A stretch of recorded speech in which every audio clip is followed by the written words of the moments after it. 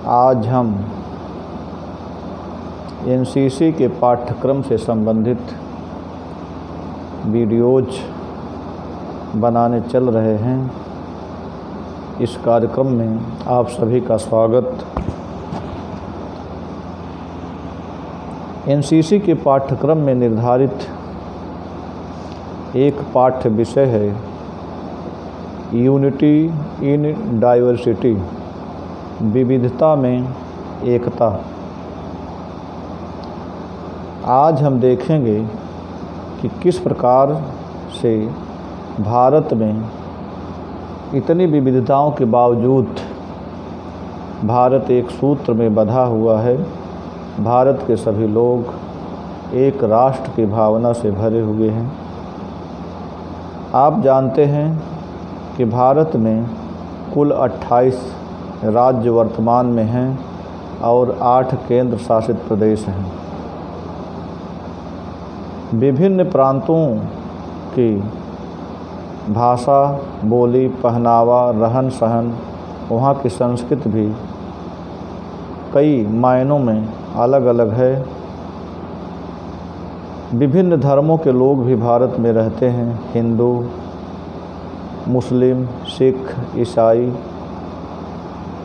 और इस प्रकार हम देखते हैं कि जो पूर्वोत्तर के राज्य हैं वहाँ के लोगों का रहन सहन, पहनावा, मान्यताएं, सामाजिक क्रियाकलाप, सामाजिक जो परंपराएं हैं अलग है। कश्मीर में हम देखते हैं वहाँ का रहन सहन, पहनावा और वहाँ की धार्मिक मान्यताएं, परंपराएं अलग हैं। उत्तरांचल और उत्तराखंड में कुछ अलग ही नज़र आता है। दक्षिण भारत के राज्यों में हम देखते हैं वहाँ की पहनावा भी भिन्न है और बोली जाने वाली भाषाएं भी दक्षिण में तमिल, तेलुगु और मलयालम, कन्नड़ अलग अलग हैं। कश्मीर में कश्मीरी बोली जाती है, पंजाब में पंजाबी, राजस्थान में राजस्थानी, गुजरात में गुजराती और पूर्वोत्तर में पूर्वोत्तर के राज्यों की अपनी भाषाएं बोली जाती हैं। बंगाल में बांग्ला बोली जाती है। इस प्रकार से विभिन्न प्रांतों की भाषाएं अलग अलग हैं। इसी प्रकार से हम देखते हैं कि जो हमारे विभिन्न धर्मों के मानने वाले लोग हैं, हिंदू धर्म की अपनी अलग मान्यताएं हैं, मुस्लिम धर्म की अलग हैं, सिख धर्म की अलग हैं, ईसाइयों की अलग हैं। इसी प्रकार से अन्य धर्म हैं, बौद्ध हैं, जैन हैं, सबकी मान्यताएं अपनी अपनी हैं, अलग अलग हैं। और इसी प्रकार हम देखते हैं पहनावा भी पूर्वोत्तर वालों का कुछ भिन्न है। उत्तराखंड, उत्तरांचल का और हिमाचल का अलग है। कश्मीर वाले कुछ अलग ही पोशाक पहनते हैं। दक्षिण भारत वाले अलग पहनावा पहनते हैं। ये पहनावा भी अलग अलग है। खान पान में भी अंतर है और जो उनके सामाजिक क्रियाकलाप हैं, परंपराएं हैं, उसमें भी भिन्नता है। फिर भी हम देखते हैं कि इतनी भिन्नता होने के बावजूद भी भारत में एकता दिखलाई पड़ती है। भारत के सभी प्रांतों के, सभी धर्मों के, सभी भाषी लोग, सभी विभिन्न भाषाएं बोलने वाले लोग इस भावना से भरे हुए हैं कि हम एक भारत के नागरिक हैं और भाईचारे के साथ हम सब एक साथ मिलकर रहते हैं। भारत के मान सम्मान के लिए, आत्मार्पण करने के लिए, अपना बलिदान करने के लिए तत्पर रहते हैं। भारत पर अगर कोई आँच आती है, भारत के सामने कोई समस्या खड़ी होती है तो भारत के विभिन्न मान्यताओं वाले, विभिन्न धर्मों वाले, विभिन्न प्रांतों वाले, विभिन्न पहनावों वाले, विभिन्न भाषी लोग एक साथ खड़े होते हैं और एकजुटता का परिचय देते हैं। इसीलिए कहा जाता है भारत में विविधता में भी एकता दिखलाई पड़ती है, क्योंकि भारत के लोगों में भावनात्मक एकता है। चाहे किसी भी धर्म का हो, किसी भी प्रांत का भी हो, किसी का कोई भी भाषा बोलने वाला हो, कोई भी पहनावा पहनने वाला हो, किसी भी सामाजिक परिवेश का हो, वह अपने आप को भारतीय मानता है और भारतीयता की भावना से भरा हुआ होता है। और सभी भारत के लोगों से प्यार करता है, सबके साथ भाईचारा का व्यवहार करता है। यही है विविधता में एकता, जो भारत के अलावा और किसी देश में दिखलाई नहीं पड़ती है। यह जानते हैं कि संस्कृति, परंपरा, धर्म, भाषा से अलग होने के बावजूद भी लोग यहाँ एक दूसरे को सम्मान करते हैं, भाईचारा की भावना के साथ रहते हैं। जो लोग भारत की धरती पर यहाँ वहाँ रहते हैं, लेकिन भाईचारे की भावना के साथ सभी जुड़े रहते हैं। आम तौर पर ये विभिन्नता दिखलाई पड़ती है, लेकिन इस भावनात्मक एकता के कारण सभी लोग एकजुट रहते हैं। यही है भारत की एकता, यही है भारत में विविधता की एकता। तो यही ये विषय संस्कृत के पाठ्यक्रम में, ये विषय जो है एनसीसी के पाठ्यक्रम में निर्धारित है। छात्रों को परीक्षा में पूछा भी जा सकता है, यूनिटी एंड डाइवर्सिटी, विविधता में एकता। अब इसके बाद हम एक दूसरा टॉपिक इसी से जुड़ा हुआ है,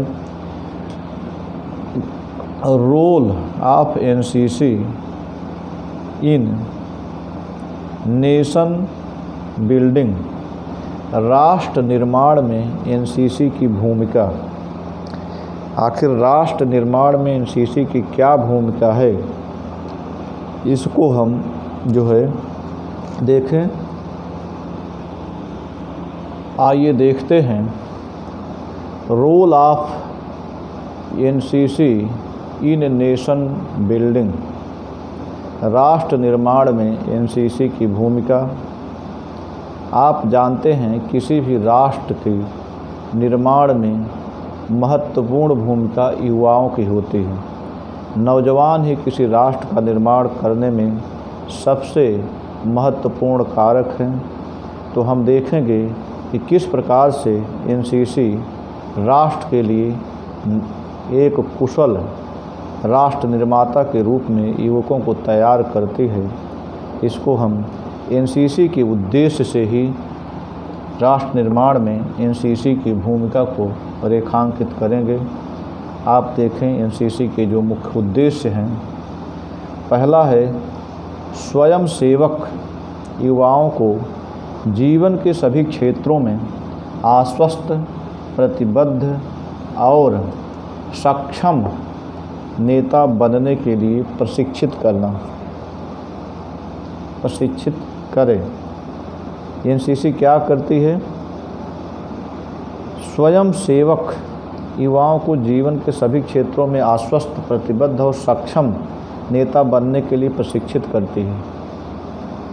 स्वयं सेवक माने वह स्वयं अपना कार्य करे और स्वतः ही बिना किसी के कहे सामाजिक सेवा में भी हाथ बटाए और सभी क्षेत्रों में आश्वस्त होकर अपनी भूमिका का निर्वाह करे, प्रतिबद्ध रहे, जिस काम को वो ले उसे पूरा करे, सक्षम नेता बने। सक्षम माने वह समर्थ, आगे चल कर के समाज को आगे ले चलने का काम करे। नेता जो होता है समाज को आगे बढ़ाता है, गति देता है, वह एक सक्षम नेता के लिए प्रशिक्षित करती है युवाओं को, सक्षम नेता तैयार करती है एनसीसी। और दूसरा, देश के जिम्मेदार नागरिक बनने के लिए कैडेटों के बारे में जागरूकता का स्तर बढ़ाती है। एनसीसी एक जिम्मेदार नागरिक बनने के लिए कैडेटों के बारे में जागरूकता का स्तर बढ़ाती है। तो माने एक जो है कैडेट, जो एनसीसी कैडेट होता है, उसका क्या दायित्व है? कैडेटों को तो बोध कराती है और लोगों को भी बोध कराती है कि एनसीसी के कैडेट, इनकी क्या भूमिका है, ये क्या क्या सहायता कर सकते हैं हमारी, ये भी लोगों को जागरूक करती है एनसीसी। और हमेशा सामाजिक सरोकारों से जुड़ी रहती है। तो दूसरा जो पॉइंट है, देश के जिम्मेदार नागरिक बनने के लिए कैडेटों के बारे में जागरूकता का स्तर बढ़ाती है। तीसरा है अपने ज्ञान को समृद्ध करने, संचार और कौशल विकसित करने और चरित्र निर्माण के लिए अवसर प्रदान करने और कैडेटों को प्रोत्साहित करने का काम करती है। माने एनसीसी अपने ज्ञान को समृद्ध करने, संचार कौशल विकसित करने और चरित्र निर्माण के लिए अवसर प्रदान करने और कैडेटों को प्रोत्साहित करने का काम करती है। यह युवाओं में ज्ञान का विस्तार करती है, उनके कौशल को बढ़ाती है, चरित्र निर्माण के लिए अवसर प्रदान करती है और यह कैडेटों को प्रोत्साहित करती है एनसीसी। अगला, समाज के प्रति रचनात्मक योगदान देने के लिए सामाजिक गतिविधियों और सामुदायिक विकास कार्यक्रमों का संचालन करती है। एनसीसी में समाज के प्रति रचनात्मक योगदान देने के लिए सामाजिक गतिविधियां संचालित की जाती हैं, सामुदायिक विकास के कार्यक्रम संचालित किए जाते हैं एनसीसी के कैडेटों के द्वारा। नेतृत्व के गुणों और जोखिम लेने की क्षमताओं को बढ़ाने के लिए साहसिक गतिविधियों को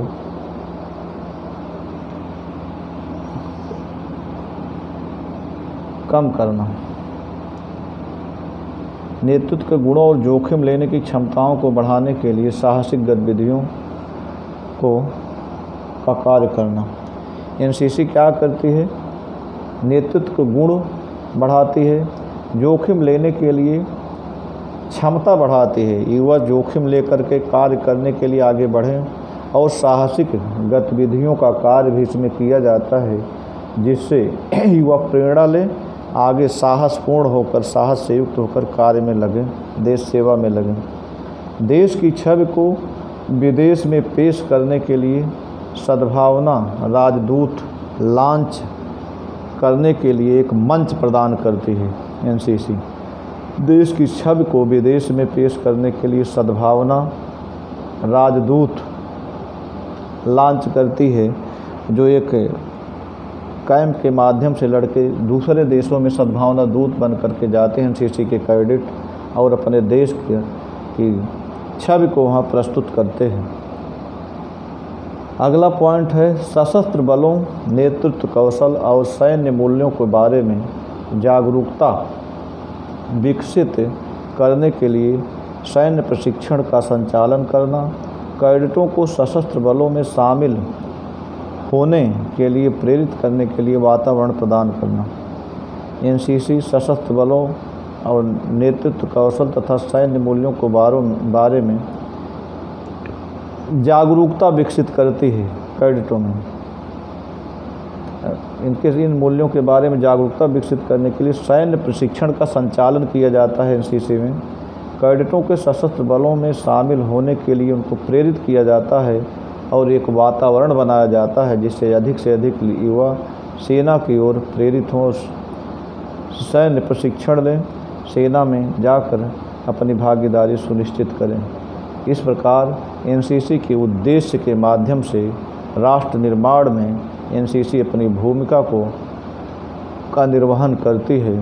role of NCC in nation building, यह भी आज हमारा ये जो टॉपिक था, unity and diversity and role of NCC in nation building, विविधता में एकता और राष्ट्र निर्माण में एनसीसी की भूमिका, यह जो है टॉपिक पूरा हुआ।